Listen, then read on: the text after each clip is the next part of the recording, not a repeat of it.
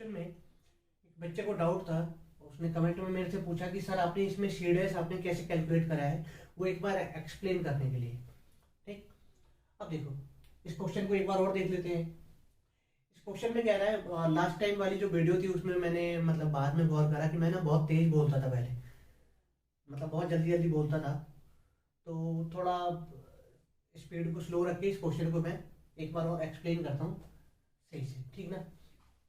अब देखो इस क्वेश्चन में कह रहा है कि एक पैरेलल प्लेट कैपेसिटर है 100 माइक्रोफैराड की, ठीक, और उसकी प्लेट की जो सेपरेशन है वो है 4 mm। इसे चार्ज किया गया है 200 वोल्ट के डीसी सोर्स से, और फिर सोर्स को डिस्कनेक्ट कर दिया गया है। The source is now disconnected, source को डिस्कनेक्ट कर दिया गया। जो बैटरी हमने इसमें कनेक्ट किया था उसे हमने हटा लिया है। When the distance between the plates is doubled and a dielectric slab of thickness 4 mm and a dielectric constant 5 is introduced between the plates। अब इसके बाद हमने क्या करा कि मतलब कैपेसिटर की जो प्लेट थी उसके बीच की डिस्टेंस जो सेपरेशन थी उसे हमने डबल कर दिया। मतलब पहले सेपरेशन थी 4 mm, अब हमने उसे 8 mm कर दिया। 8 mm करने के बाद उसके अंदर एक डाइलेक्ट्रिक स्लैब इंसर्ट कर दिया। उस डाइलेक्ट्रिक स्लैब की थिकनेस है 4 mm, ठीक, और उसकी डाइलेक्ट्रिक कांस्टेंट है 5। इसे हमने इंट्रोड्यूस किया। अब उसके बाद हमसे पूछ रहा हाउ विल इट्स कैपेसिटेंस, उसकी कैपेसिटेंस, दूसरी electric field between the plates, और थर्ड पॉइंट है energy density of the capacitor gets affected, justify your answer. मतलब उसकी कैपेसिटी में क्या चेंज आएगी, इलेक्ट्रिक फील्ड में क्या चेंज आएगी, मतलब बिटवीन द प्लेट्स, और एनर्जी डेंसिटी जो है कैपेसिटर की उस पर क्या अफेक्ट आएगा वो हमें बताना है। ठीक, तो चलो स्टार्ट करते हैं। सबसे पहले जो भी चीजें गिवन है वो एयर के लिए है। तो एयर के लिए जब एयर फील्ड थी कैपेसिटर, ठीक ना, जब एयर फील्ड है तो उस समय उसकी कैपेसिटेंस कितनी है 100 माइक्रोफैरड। इसे सी नोट कह देते हैं एयर के लिए, 100 माइक्रोफैरड। और separation between the plates d equal to 4 mm, बोले तो 4 इंटू 10 की पावर -3 मीटर। ठीक, इसे भी लिख लेते हैं 100 इंटू 10 की पावर -6 फैरेड। और जो वोल्टेज है वो है V0 200 वोल्ट। ठीक, अब इसके बाद क्या हुआ है कि इसके बाद सोर्स को डिस्कनेक्ट कर लिया गया। सोर्स को डिस्कनेक्ट कर लिया गया और डिस्कनेक्ट करने के बाद जो प्लेट का जो सेपरेशन है उसे डबल कर दिया। सेपरेशन करने के बाद मतलब डिस्कनेक्ट करने के बाद न्यू सेपरेशन हो गई डी डैश, मान के चलो D dash equal to 2d। तो 2 इंटू 4 इंटू 10 की पावर -3, मतलब डी डैश आ गई हमारी 8 इंटू 10 की पावर -3 मीटर। ये न्यू सेपरेशन है बिटवीन द प्लेट्स। ठीक, अब इस डाइलेक्ट्रिक स्लैब की डाइलेक्ट्रिक कांस्टेंट कितनी है, वो है 5, और उसकी थिकनेस हो गई 4 mm, मतलब 4 इंटू 10 की पावर -3 मीटर। ठीक, ये सारी चीजें हमें गिवन है इस क्वेश्चन में। अब देखो न्यू कैपेसिटेंस की बात की गई। उस बच्चे का क्वेश्चन था कि सी डैश सर आपने कैसे कैलकुलेट करा, तो वही मैं बता रहा हूं। देखो पहले जो प्लेट के बीच की जो सेपरेशन थी वो सेपरेशन थी 4 mm। ठीक, पहला सेपरेशन कितना 4 mm। अब इसके बाद हमने क्या करा कि इसके सेपरेशन को डबल कर लिया। ठीक ना, सोर्स से डिस्कनेक्ट कर दिया है, अब सेपरेशन को डबल कर लिया। ठीक, अब सेपरेशन कितनी होगी डबल करने के बाद 8 mm, और इसके अंदर एक डाइलेक्ट्रिक स्लैब इंसर्ट किया है जिसकी डाइलेक्ट्रिक कांस्टेंट है 5। ठीक ना, और इस डाइलेक्ट्रिक स्लैब की थिकनेस कितनी 4 mm। देखो एयर फील्ड की अगर मैं बात करूं तो एयर फील्ड कैपेसिटर की जो कैपेसिटेंस होती है C equal to epsilon naught A by D होती है। C equal to epsilon naught A by D। अगर ये कैपेसिटर के बीच का गैप अगर फुल्ली फिल्ड है डाइलेक्ट्रिक से तो डाइलेक्ट्रिक कांस्टेंट की इसमें मल्टीप्लाई हो जाएगी, ठीक ना, फुल्ली फिल्ड है तो। लेकिन इस वाले केस में क्या है कि ये जो कैपेसिटर के बीच जो डाइलेक्ट्रिक स्लैब है वो पार्शियली फिल्ड है, मतलब इधर एयर है इधर एयर है, बीच में डाइलेक्ट्रिक है, ठीक ना, मतलब कुछ पोर्शन में एयर है और कुछ में डाइलेक्ट्रिक है। तो ऐसे केस में हम क्या करते हैं, जब न्यू कैपेसिटेंस निकालते हैं, ठीक है ना, पार्शियली फिल्ड का, ये सीडेस हो गया, इसमें हमें क्या करना है, एप्सिलॉन नॉट ए, ये दो चीजें तो पुरानी वाली होगी, एरिया तो वही रहेगा ना, एप्सिलॉन नॉट, ये तो कांस्टेंट है, परमिटिविटी ऑफ एयर, ठीक ना,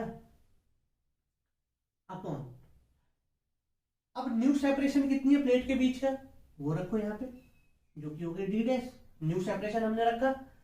अब क्या करना है, इस सेपरेशन में से इस स्लैब की थिकनेस को माइनस कर लो, स्लैब की थिकनेस टी को माइनस करो, और माइनस करने के बाद इसमें टी प्लस के जोड़ दो, टी प्लस के जोड़ दो, ठीक। हमने क्या करा, न्यू सेपरेशन जो थी डी डैश वो रखा, और उसमें से स्लैब की थिकनेस को माइनस किया, और फिर उसमें हमने टी बाय के जोड़ दिया, ठीक, क्लियर। अब यहां पे ये सारी वैल्यूज पुट कर दो, और पुट करके सी डैश आप कैलकुलेट कर लो। अब जैसे पहले वाले केस की अगर हम बात करें तो वहां पे एयर फील्ड था, ठीक ना, तो इस तरह से हमने सी डैश कैलकुलेट करना है, क्लियर।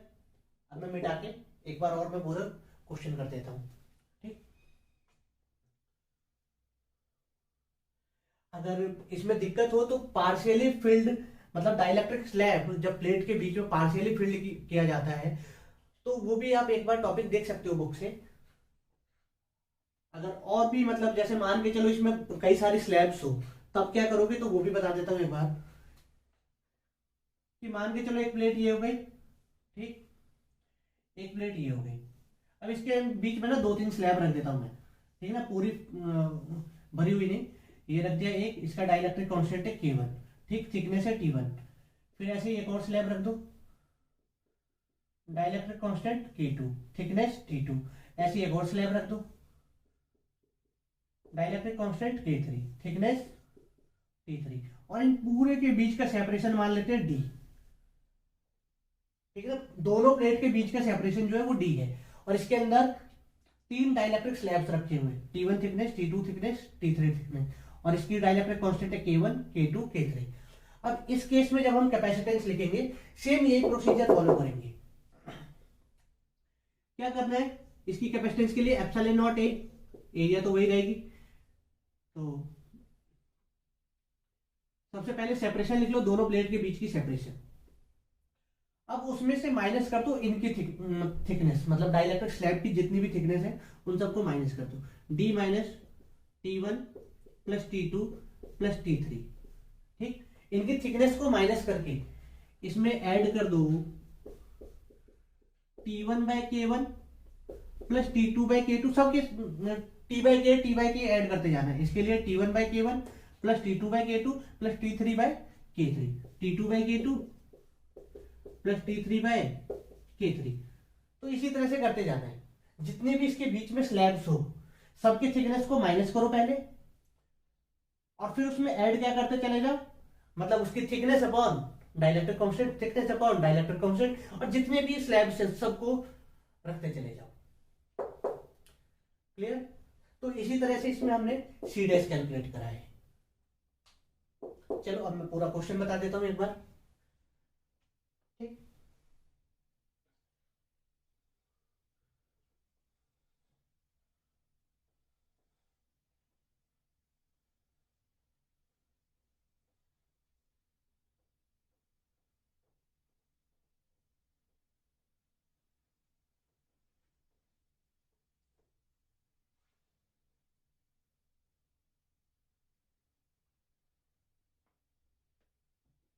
सॉरी, अब देखो, पहले जो कैपेसिटर थी वो एयर फील्ड थी, ठीक ना, तो एयर फील्ड के लिए फॉर्मूला क्या होता है, C not equal to epsilon not a by D, ठीक। सी नॉट कितना, 200 माइक्रोफैरेड, 200 इंटू 10 की power minus 6 equal to epsilon not a by d कितनी है, 4 इंटू 10 की पावर माइनस 3। तो यहाँ से एप्सिलॉन नॉट ए की जो वैल्यू आ जाएगी वो आ जाएगी 400 इंटू 10⁻⁹ ठीक, ये एप्सिलॉन नॉट ए की वैल्यू हो गई, इक्वेशन 1 मान लेते हैं। अब इसके बाद इसके अंदर जब मैं डाइलेक्ट्रिक स्लैब इंसर्ट करूंगा तो सबसे पहले इसकी न्यू कैपेसिटेंस क्या होगी, मतलब सॉरी, अब नई कैपेसिटेंस क्या है वो हम निकाल लेते हैं। नई कैपेसिटेंस हमने मान लिया सी डैश, तो सी डैश इक्वल टू क्या करेंगे, एप्सिलॉन नॉट ए बाय, अब सेपरेशन नई कितनी है 8 इंटू 10⁻⁻3, जिसे हमने डी डैश माना है, तो क्या करेंगे D dash minus T plus T by T, तो सी डैश इक्वल टू क्या हो जाएगा, एप्सिलॉन नॉट ए की वैल्यू है 400 इंटू 10⁻⁹ डिवाइडेड बाय डी है 8, थिकनेस है 4 प्लस 4 बाय डाइलेक्ट्रिक कांस्टेंट कितनी है 5, 4/5, सब कुछ मिलीमीटर में है तो हम सब में से 10⁻⁻3 बार बार लिखने से बढ़िया कि उसे कॉमन ही ले लिया, 10⁻⁻3, इससे ये कैंसिल, 10⁻⁻6 बचा ऊपर। इस सबको अगर हम सॉल्व करेंगे तो 4 और 4/5 कितना हो जाएगा 0.8, तो 4 प्लस 0.8 मतलब 4.8, तो सी डैश कितनी आ गई 400 इंटू 10⁻⁻6 अपॉन 4.8। अब इसमें पॉइंट हटाओ, 0 बढ़ाओ, ठीक, तो ये हो गया हमारा 48, 4000/48, तो इसे 8 से अगर डिवाइड करें तो कितना हो जाएगा 500/6 इंटू 10⁻⁻6, मतलब सी डैश कितना आ जाएगा 250/3, 250/3 और 10⁻⁻6 मतलब माइक्रो फैरेड, तो न्यू कैपेसिटेंस हमारी ये है 250/3 माइक्रो फैरेड। ठीक, अब देखो, अब नेक्स्ट हमें किसकी बात करनी है, electric field between the plates. तो इनिशियली कितनी है वो देख लो, इनिशियली क्या होगी E इक्वल टू V/D, ठीक, तो और V भी कौन सी, एयर वाली V0, तो ये हो जाएगा 200/D कितना 4 इंटू 10⁻⁻3, इससे कैंसिल कितना हो जाएगा 50, तो 50 इंटू 10⁻3, तो इनिशियली जो इलेक्ट्रिक फील्ड थी वो थी 50 इंटू 10⁻3, ये ऊपर चला जाएगा तो प्लस का 3 हो जाएगा वोल्ट पर मीटर, ये इलेक्ट्रिक फील्ड हो गई। अब देखो इसके बाद डाइलेक्ट्रिक स्लैब इंसर्ट करने के बाद अब न्यू इलेक्ट्रिक फील्ड क्या है, तो इसमें देखो इस क्वेश्चन में क्या कह रहा है कि source is now disconnected, source disconnect हो चुका है, तो सोर्स डिस्कनेक्ट है तो इसके ऊपर कैपेसिटेंस के ऊपर कुछ भी फर्क पड़े चार्ज कंजर्व बनी रहेगी, क्योंकि कोई सोर्स तो कनेक्ट ही नहीं है ना जो उसे चार्ज कर सके, तो चार्ज इनिशियली जितनी होगी फाइनली भी उतनी ही होगी, ठीक ना, तो चार्ज कंजर्व रहेगी इसमें। तो हम क्या कर सकते हैं, न्यू पोटेंशियल डिफरेंस निकालने के लिए ऐसा कर रहे हैं, क्योंकि अगर मैं न्यू इलेक्ट्रिक फील्ड की बात करूंगा तो वहां पे पोटेंशियल डिफरेंस भी नई वाली आनी चाहिए, ठीक ना, और सेपरेशन भी नई वाली आनी चाहिए, क्लियर ना। तो न्यू इलेक्ट्रिक फील्ड कैसे न्यू पोटेंशियल डिफरेंस कैसे निकालेंगे, तो उसके लिए हम क्या करेंगे, चार्ज कंजर्व होना चाहिए, ठीक ना, मतलब C air voltage in air equal to C dash into V dash, ये न्यू वोल्टेज आएगी, तो सी एयर कितना था 100 माइक्रो फैरेड, ऐसे ना 100 इंटू 10⁻⁻6, एक मिनट मैंने 200 लिखा नहीं, इंटू वी नॉट कितना कितना voltage 200, sorry 200 equal to C dash new वाला कितना 250 इंटू 10⁻⁻6/3 इंटू वी डैश, इससे ये कैंसिल, ये इधर आ गया 3 दूनी 6, मतलब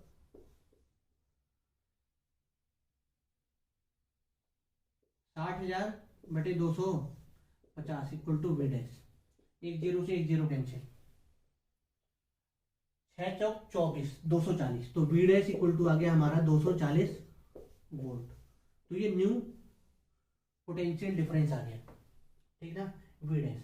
अब इसमें रख लो, अब न्यू इलेक्ट्रिक फील्ड निकाल लो, तो ई डैश इक्वल टू क्या हो जाएगा, V dash equal to 240 divided by new separation 8 into 10⁻⁻3, तो 8 3 24, तो मतलब 30। तो न्यू इलेक्ट्रिक फील्ड कितनी आ गई 30 इंटू 10 की पावर माइनस, सॉरी प्लस हो जाएगा, +3 वोल्ट पर मीटर। ये न्यू इलेक्ट्रिक फील्ड आ गई। तो इलेक्ट्रिक फील्ड कितने 20 इंटू 10 की पावर 3, मतलब वो कम हो गई है, ठीक ना। वो कितनी कम हो गई, रेशियो लगा के देख लो जो भी आपके दिमाग में है, ठीक है। लेकिन वैसे न्यू इलेक्ट्रिक फील्ड अब कितनी है 30 इंटू 10 की पावर 3। अगर इसे भी दे दे तो पहले कितनी थी इलेक्ट्रिक फील्ड 50,000, अब न्यू कितनी है 30,000, मतलब 20,000 डिक्रीज हो गई है, ठीक ना। अब न्यू मतलब एनर्जी डेंसिटी, तो एनर्जी डेंसिटी का फॉर्मूला क्या होता है, एनर्जी डेंसिटी होती है U equal to 1/2 epsilon not E का स्क्वायर। तो 1/2 एप्सिलॉन नॉट कितना 8.85 इंटू 10 की पावर -12, और इसका स्क्वायर करेंगे कितना हो जाएगा 2500 गुणे 10 की पावर 6। इसे जब आप सॉल्व करोगे तो ये नियर अबाउट आ जाएगा 1.1 इंटू 10 की power -2 joule per metre cube, ठीक ना। Energy density, energy per unit volume, तो एनर्जी अपॉन वॉल्यूम, वॉल्यूम की यूनिट होगी मीटर क्यूब, तो जूल पर मीटर क्यूब, ठीक। अब न्यू एनर्जी डेंसिटी कितनी होगी यू डैश, तो वो ले लेंगे half epsilon not into E dash का स्क्वायर, है ना। Half epsilon not E dash का स्क्वायर,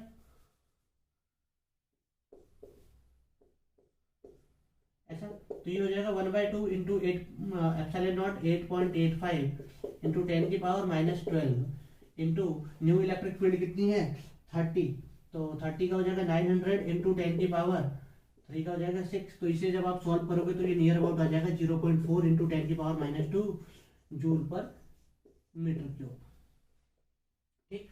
तो ये न्यू एनर्जी डेंसिटी है, क्लियर। अगर अब भी अगर आपको इसमें डाउट होता है तो आप कमेंट करके मेरे से पूछ सकते हो। अब मैं इसके बाद में एक और क्वेश्चन कर रहा हूं। उस क्वेश्चन में क्या है कि अब बैटरी कनेक्टेड रहेगी तो क्या होगा, इसके बारे में मैं उस क्वेश्चन में बताता हूं। क्योंकि इसमें क्या थी कि बैटरी डिस्कनेक्ट कर दिया गया, और बैटरी डिस्कनेक्ट करते ही मतलब चार्ज कंजर्व हो जाएगी।